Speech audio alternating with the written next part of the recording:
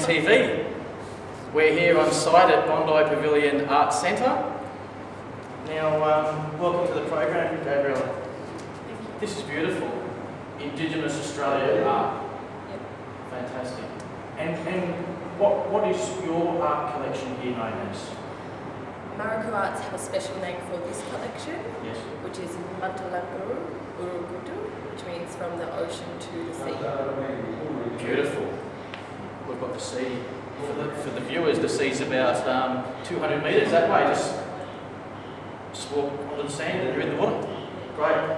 Now, I was doing a bit of research on the way this has come about. Do I understand it had something to do with, it sort of sounded like getting the art a little bit more organised so that could possibly help out with sustainability of the wonderful Australian artists out of Central Australia so they can make a decent living out of it? Is it something like that? Yeah, that's right. It was set up 30 years ago. Mariko Arts has been going for now. Yes. And it is an art collective, the biggest largest in Australia, of over 800 artists from the Central Desert region.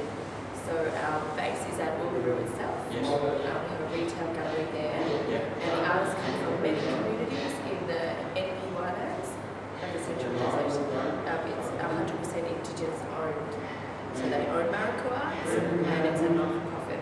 That's great. Yeah. Now, my understanding is Australia is home to some of, well, many of the world's great artists, both Indigenous and other artists. I think often in the arts world, someone can be doing really well, or they can be having a really tough go of it. It's sort of like a bit of a feast or a famine. So I hope that the initiatives are starting to create, I guess you could say, more stability. Have you been able to see any of that where the artists are going better? Like it's that, you know, coming out, being here at Bondi Beach and being organised. Do you see it making a difference to the lives of the artists and the families and so on? I've been in the desert for just a little time, Yes. but I believe so. Yeah, it's very good for their livelihood. Great. It's definitely income that they can rely on. Yes. Because of the fairly good stability of tourism Yes. that comes to Uluru. Yeah. Lots of people come to the Uluru Kundra National Park Yes. every year Yeah. because we're at the cultural centre there, gallery outlet. So yeah, the artists make a good. And how about your dealings with some Australian tourism bodies and so on? Have you had some experience or dealings with the likes of Tourism Australia and those kind of organisations? I can't say I have personally. Okay. I'm not a manager of Mariko, so but we had a little bit of publicity for this exhibition. Yes. Just little bits and pieces. Yeah. And of course, we all know that Australia recently got a whole tidal wave of publicity with Oprah Winfrey, and she visited the Outback as well. So actually, we did have a special thing to do with Oprah. Right. Because some of our people from out there got to meet her. Yes. And an auntie, Judy Trigger, Wooden woman, Yes. gifted Oprah with a necklace. I remember we saw some of that out there in TV land. Similar to this one, but made of the red ones. May I feel?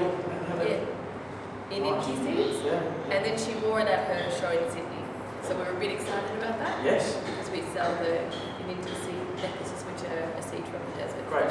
So I mean, one of the great things with Oprah's visit, and I think Tourism Australia's been doing better, is it gave more exposure to like the great things from Australia, including Indigenous on a worldwide stage. I think so. So it's not so much of a secret anymore. I think so. And she loved the Indigenous culture, and it goes to air Oprah shows in 140 countries. Yeah, it's huge. Yeah. Now, with what's on exhibit here today, have you got any of your favourite pieces? Like there's a range, there's all these different categories. You've got the animals, you've got the wall hanging. Yes, because the people from the desert are so creative and they do many different things. Some of the women weave baskets and make jewelry and paint and carve wood, which is punu.